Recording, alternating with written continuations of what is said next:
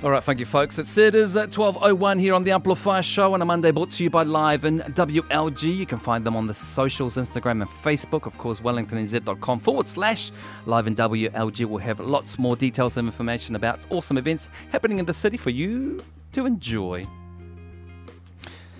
And speaking of things for you to enjoy, so Activity Guide coming up at 12:30 with an insight into the capital's entertainment. But for now, I'm going to be having a chat to my guest who joins me via Zoom this morning. We are going to be talking to Julius Charles Serrano, who is a Wellington-based author, speaker and results coach. Born with a visual impairment and becoming totally blind in his teens, he migrated from the Philippines in 2012 and built a career in IT before moving into department work. He shares personal stories and practical insights on resilience, adaptation, and life as a blind migrant, navigating work, community, and belonging in Aotearoa.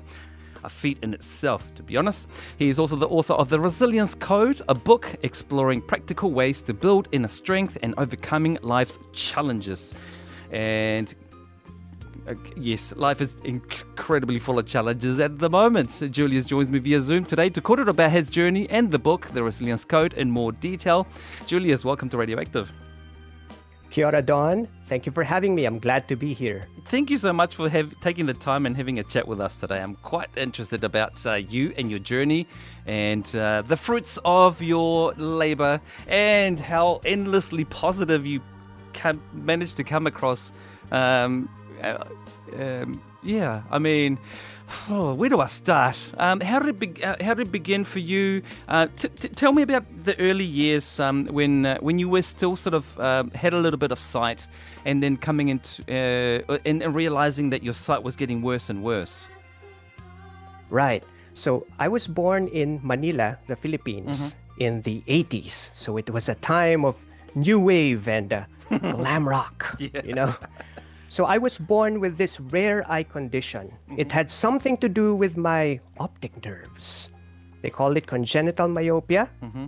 And basically, I was born nearsighted. I had to wear thick eyeglasses at a very, very young age, like a few months. So, you know, being a student, I had to like stand up and look at the blackboard. We used to use blackboards during that time. I remember that. I had to look extremely closely to the blackboard just to copy my notes. That must have been incredibly frustrating for you. Absolutely.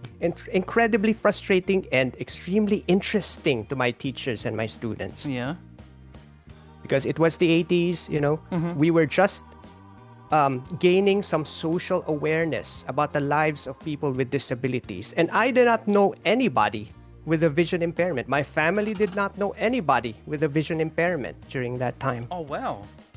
You must have felt like the incredibly odd one out. Incredibly odd one out. Yeah. And so at what age did you completely lose your sight? It was in my teens. I was 16 when my eyesight significantly deteriorated. So it happened gradually. It started with colors. It became more and more difficult to perceive colors, telling green from blue. And then the next thing that happened was the lines and shapes of objects and the people that I would see started to blur. And before I knew it, you know, after a few weeks, a few months, I could only perceive shades of gray. And that's when I realized I'm already becoming totally blind. So it started happening really quickly. Yes, over a few weeks. So it happened gradually. Looking back, it was like stages. Like stages for me, but it happened over a few weeks to a few months. Tell me a little bit about how you felt at that time, because I can imagine it would have been, again, I mean, frustrating doesn't even begin to cover it. Did you, because I'm curious where this resilience of yours comes from. Were you optimistic about things then, or did it feel like everything was just, I mean, to for a lack of a better word, everything just felt really dark. Absolutely. Everything felt really dark. So my eyesight extended to my mindset, my viewpoint in life. It became absolutely very dark. And the emotions ranged from helplessness, fear, a huge amount of fear, isolation, and of course, anger and blame. I guess we all want we want an answer. Like, who's responsible for this and why me? Yes. All of us, you know. Yeah. And so many of us are kind of, whenever we come up with challenges in life, you know, we're very much, why is this happening to me? Well, how could this happen? How could I let this happen? But I guess you had there was no control over this. There's really no one to blame. So how do you overcome that? After a long time of isolation, I had so much time because I felt like nobody could relate to me, so I had to isolate. And back then, it was painful, but looking back, it was necessary because it gave me time to go inward and explore myself, explore the feelings, just learn to sit with the feelings. And that was, little did I know, that was the foundation wherein I was already unconsciously applying the principles of resilience. I sat for a long time with myself and I got so bored with these emotions and I got sick and tired of being sick and tired. Was it a matter of like realizing or hearing yourself and analyzing the way that you are talking to yourself or the way that you are communicating internally? Yes, a huge part of that was being self-aware, realizing how I talked to myself, because I was blaming others, but I realized that I was mainly blaming myself for what happened, for not taking care of my eyesight. Right. So a huge part of it involved self-talk and becoming aware of what I'm saying to myself during that dark stage of my life. And at what age did you come to this realization? When did you have this eureka moment?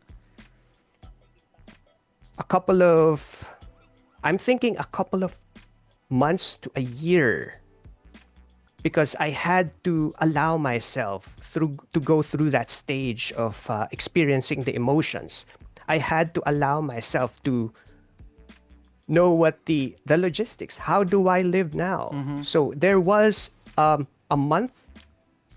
year and a half of adjustment. And did you do this all by yourself, or did you have someone that you could talk to or someone that you could go to and see? I had the most wonderful support network in my family. Awesome. Although, of course, they could not fully understand, and you know, I do appreciate that they couldn't fully understand what I was going through, because I was the only blind person in my family. But I had the most wonderful and supportive, patient and understanding support network, which was my family, my mom and my siblings. So I never felt alone. Oh, that's beautiful. Kudos, yes. Kudos to your fam for being there for you. I can imagine it would have been a very difficult time for them as well. Trying to find the answers to questions that I just don't have answers. Now, this all happened before you moved to New Zealand, yeah? Yes, before I moved to New Zealand. And so you moved to New Zealand in 2012. What led you to move over here? So fast forward from the early 2000s, I've already accepted my life as a blind person. I've built the inner strength, the resilience, and I was able to finish a course in computer science in the Philippines through my support network, through the principles of resilience, and through the help of some of the quirkiest friends that I've met in college. Yeah. So in 2012, it was coming to New Zealand. It was my sister who actually paved the way for our family to come here. Her and her husband and their children were the first ones to come here to Wellington in 2008. And they invited me to come to New Zealand for a holiday. I said, why not? Because I was doing mainly remote work, doing digital accessibility testing for companies in the US. So I was blessed to be able to bring my work wherever I was. And I had a holiday in New Zealand, and I absolutely fell in love with it. I come across that story so many times. People come to New Zealand for a holiday and then decide, you know what, I might just stay here. Yeah. Had you any idea of what New Zealand was going to be like before you moved here or before you visited? I had some really nice stories about, the environment, how people are more socially aware and provided reasonable accommodation. So I had a good impression of New Zealand way before I arrived. I hope we delivered on your impression. Absolutely delivered. And more. What a journey. Now you've settled in New Zealand, or do you feel like you need to expand further now? I see myself settling in New Zealand. Yeah. I love it here. Nice. Good on you. I don't blame you. I mean, it's expensive as hell. But, and I can imagine you can relate to this, experiencing other sides of the world where poverty is just incredible compared to, the level of inequality outside of New Zealand. Like, it's not perfect here in New Zealand, but it's far better than many places. Yes. People don't realize that until they go overseas. Yes. Let's talk about your book, The Resilience Code. You came up with this code all by yourself, or did you have cohorts? I discovered the principles all by myself. I mean, the principles are there. I was just able to pull it into a structure that is easy to follow. It is based off of my experience of losing my sight and overcoming the emotions and struggles of becoming blind and becoming a stronger and wiser individual as a result. Yeah. Let's talk about this code. How difficult how difficult was it for you to word this and put this together? Let's talk about putting the book together physically. Sure. How did that come about? So the idea came from me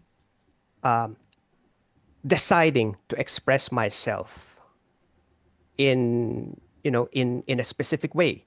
So I was now I spent more than a decade as a digital accessibility specialist. But what is that, by the way? Digital accessibility. Yes.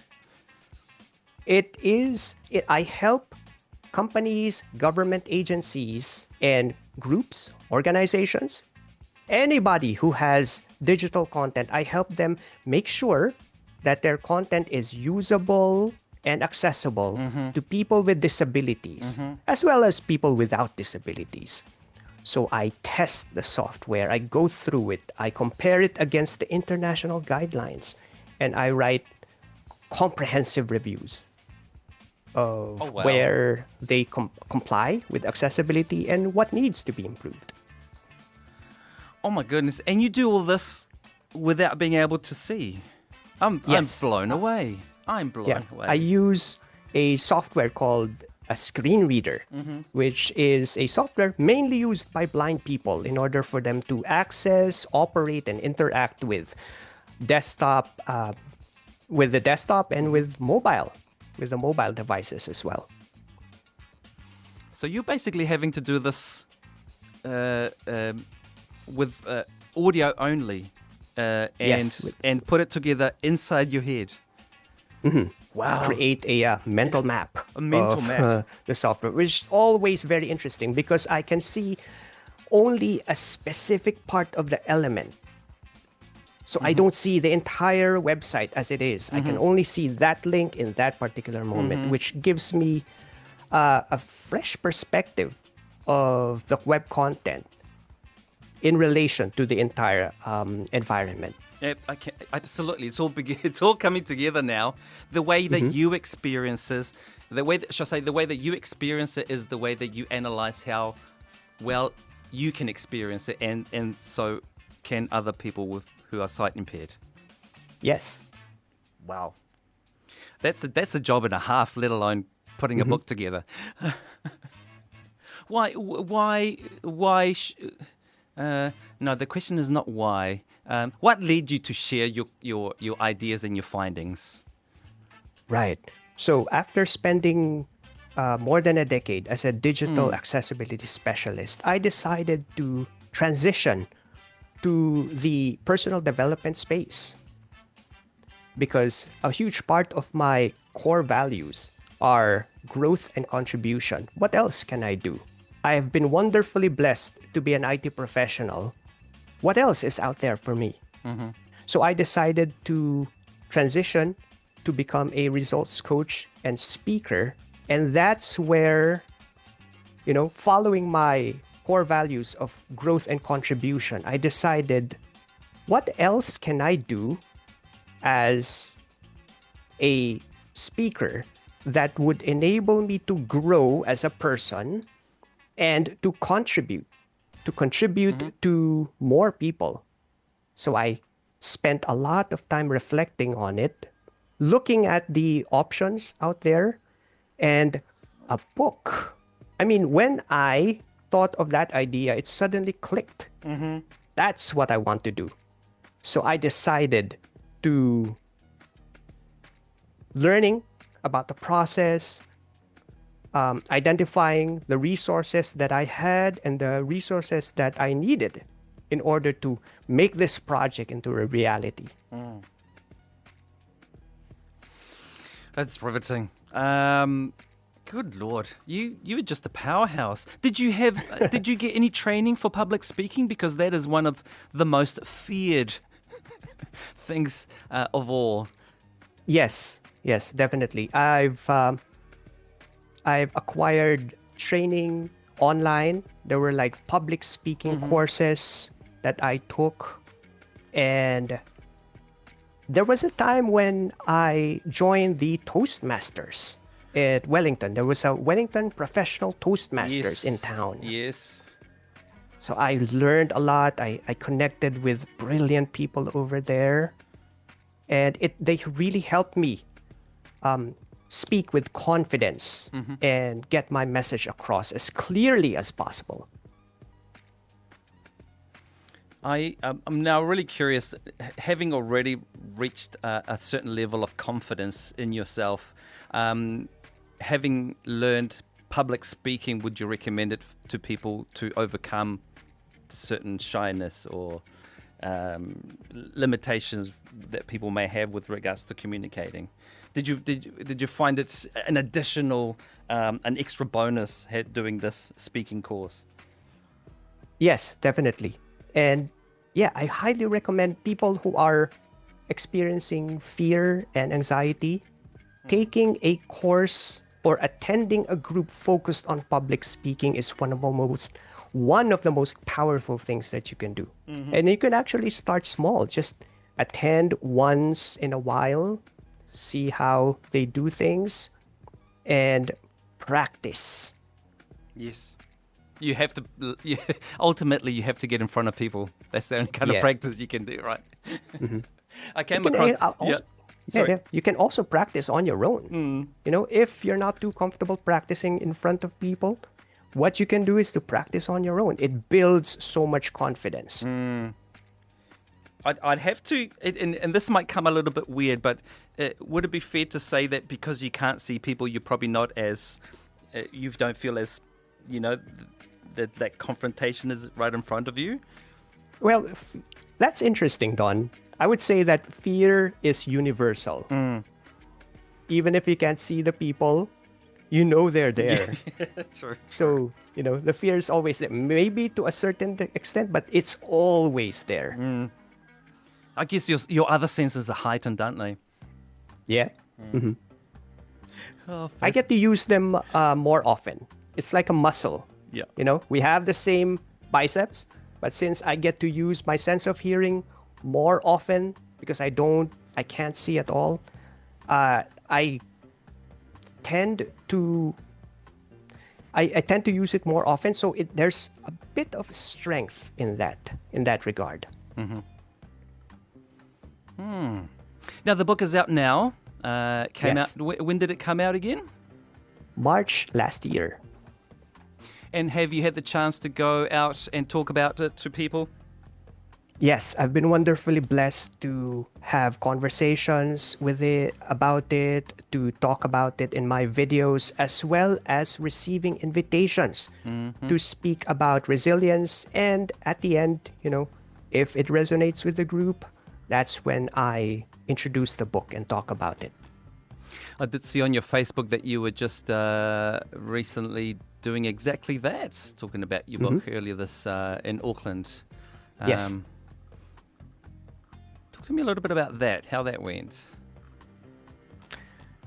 So when my family and I had a holiday in Auckland, I was connected to, a group of committed business owners who are committed to their personal growth. So I told them, hey guys, I'm gonna go to Auckland. If you want to catch up for a conversation, if you have any questions about how I can provide value and help out, just do let me know. And some of them reached out. So it was a mixture of pleasure, jumping from the Auckland Sky Tower, and Yes. also personal development. Yeah, I also did. That was my first time to jump from the Auckland Sky Tower. It was amazing. You got guts, bro. You got guts. Oh, I'd love watching those things, but I don't know if I'd want to. Because I get I have fear of heights. Yes. So it just makes me a little bit. Ugh, I can't even get that far. Yes. You don't have to worry about that because you don't have to see the. You just feel the wind, right? Yeah, feel the wind roaring in my ears, and the feeling of free fall. Not like any other. Like it's not like any other. There's nothing out there like the feeling of free fall. You're having such a unique adventure. I love this. Now, we haven't even talked about some of the specifics about the code itself, and without, of course, giving everything away so that people go out and get the book. What would you say would be the most important part of your book, or the most important lesson? The most important lesson would be the structure. There's 4 keys. What I've discovered is that there are 4 keys to master any adversity. And I'd like to very quickly talk about the 4 keys right now. Sure. So the first key is to be able to create your foundation for resilience. That includes emotions, as we talked about later. I have an entire chapter about expressing your emotions effectively. And the second key would be to optimize adaptability and perspective. What does that mean? I have an entire chapter about adaptability and perspective. I have a very powerful way to reframe any adversity and develop the wisdom that comes from it. So the third key is to develop connection and purpose. So as you can see, Don, create your foundation for resilience. That's letter C. And then optimize adaptability and perspective. That's letter O. It starts with the letter O. And then the third key would be to develop connection and purpose. That's where I talk about how exactly to build your support network. Because as we've mentioned, the support network is one of the most important foundations from which I was able to develop my resilience. And then the fourth key is to elevate your resilience to results. So I'm going to we have entire chapters on how to cultivate that resilience that you've already developed and use it as the catalyst to achieve, be, do, and have anything that you want in life. Magnificent. I see how this all begins with emotional maturity and emotional intelligence and self-reflection, doesn't it? Really understanding who you are and being honest about how you feel and what you want. Yes, absolutely. Fascinating. Now, where can people get the book? It's on Amazon. And if you're in Wellington or in New Zealand, you can get in touch with me. If you want to acquire the book outside Amazon, you can get in touch with me. I'll be very happy to ship a copy. That's awesome. First of all, thank you for offering that. And if people do want to bypass a big global company, how can they get in touch with you personally to do that? Please email me at hello@juliusserrano.com. That's hello@juliusserrano.com. And I'm guessing that email also, if people want to find out more about your public speaking and maybe come out and do a talk somewhere. Yes, if you want to connect with me and find out how I can provide value to your group or your organization, please do email me there as well. You can also connect with me on social media. Is this the only book that you'll write, or are you thinking about writing more? At the moment, this is the only book. I do think I have a few more books in me, but I'd like to nurture this one and get it out there as much as possible. Oh, absolutely. Yes, I'm jumping the gun. I jump the gun a lot. I do apologize. No, that's all good. That's all good.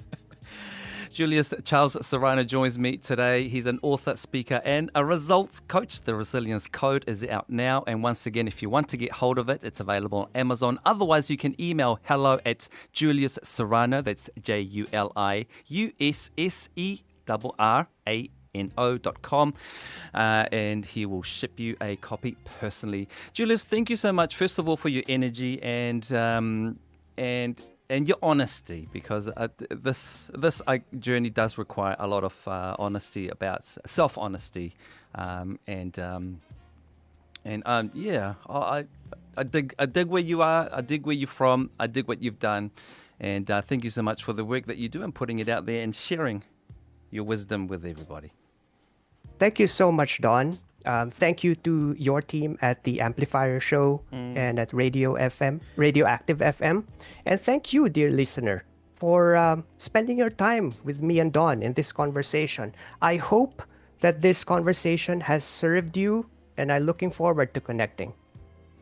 And you can also catch Julius on a whole bunch of YouTube videos where he talks about this as well. You are very present online. Anywhere else that people can keep up to date with what you do have a website as well? Yes, the website, juliusserrano.com, JuliusSerrano.com. I'm also on LinkedIn at Julius Charles Serrano, on Facebook as well, and the YouTube channel. Awesome. Julius, thank you so much again. Do stay on the line. We'll say our proper goodbyes. And I was going to play you a track. This is from Half Caste, which I think would finish off the conversation beautifully. It's called Rusty Fan, and this one's going out to you.